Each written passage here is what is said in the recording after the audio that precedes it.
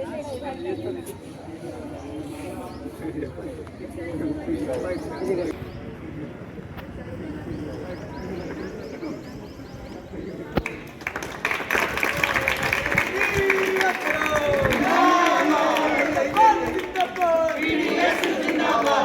Division कार्यदर्शी B Kishan अनी वेदिక మీద రాసిందా కోరుకుంటున్నాం।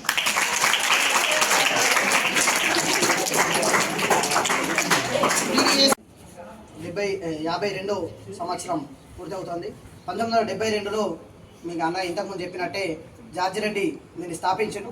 మన బోధనకి సంబంధించినటువంటి జేసీఎస్ ప్రసాద్ అని దాన్ని పీడీఎస్యుగా దాని మొదటి మహాసభ జరిపి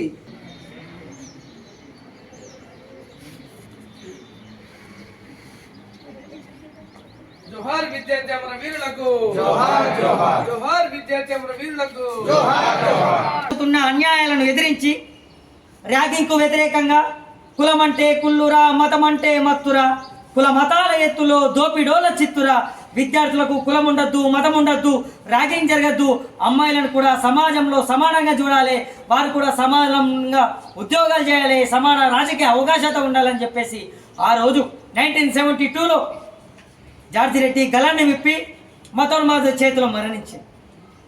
తను పెట్టినటువంటి పీడీఎస్ని ప్రోగ్రెసివ్ డెమోక్రటిక్ స్టూడెంట్ యూనియన్గా నిజామాబాద్ జిల్లా బోధన్ డివిజన్ ఎత్తొండ గ్రామానికి చెందిన జంపాల్ చంద్రశేఖర ప్రసాద్ పీడీఎస్ను స్థాపించి ఎమర్జెన్సీ కాలంలో మన కోసం నీ రక్తాన్ని చిందించి అమరుడైంది।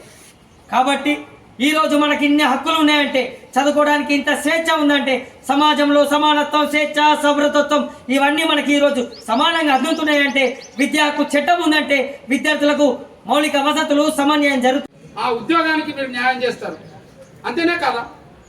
రేపు పుస్తకాలనే చదివి ఉద్యోగం సాగిస్తే ఏ ప్రలోభాలు పొందుతారు।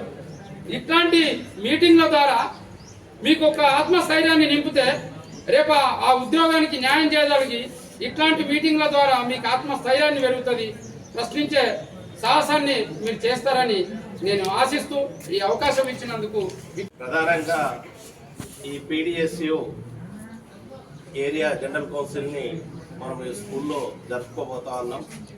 ప్రధానంగా ఈ జనరల్ కౌన్సిల్ని మనం ఎందుకోసం జరుపుకుంటూ ఉంటాం, ఈ మహాసభల్లో ఉన్నటువంటి తీర్మానాలను రేపు ఒక ఎజెండాగా ఒక రూపకల్పనగా ఒక రాజ్యాంగం ఎట్లయితే రాసుకున్నామో ఇది కూడా ఒక రాజ్యాంగాన్ని రాసుకొని ఇట్లాంటి కార్యక్రమాలు చేయడం కోసమే ఈ యొక్క కౌన్సిల్ని మనం ఏర్పాటు చేసుకుంటూ ఉంటాం। అందుకోసమే కామ్రేడ్ జార్జి రెడ్డి కానీ జంపాల చంద్రశేఖర్ ప్రసాద్ కానీ వాళ్ళు జార్జి రెడ్డి కేరళలో పుట్టి తన తండ్రి ఉద్యోగం రీత్యా హైదరాబాద్ రావడం జరిగింది। హైదరాబాద్లోనే తన చదువు అనేది కొనసాగింపబడ్డది, హైదరాబాద్ తోటే ముడిపడి ఉన్నది ఆయనకు।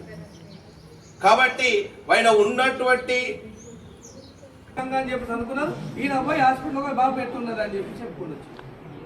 అంటే మధ్యలో ఎవరు పిచ్చోళం మనమే। మనం ఎట్లుండాలంటే ఆ అంబేద్కర్ చెప్తాడు కదా, చదువు అనేది ఒక ఆయుధాన్ని మనము ఒక బుల్లెట్ ఎట్లయితే స్పీడ్ కొట్టదో ఆ విధంగా మన చదువును తయారు చేసుకోవాలని చెప్పి చెప్తారు। మనం ఆ వైపుకు ఆలోచన చేయాలి। ఎప్పుడైతే మనం చెడు పక్కన పెట్టి మంచి వైపు ఎప్పుడైతే వస్తామో అప్పుడే ఖచ్చితంగా మన దాంట్లో మార్పు వస్తుంది। మనము ఈరోజు విద్యా వ్యవస్థలో సమూలమైనటువంటి మార్పు రావాల్సినటువంటి అవసరం ఉంది। ఎందుకని చెప్పేసి అంటే 10th క్లాస్లో చదివినటువంటి బుక్కులు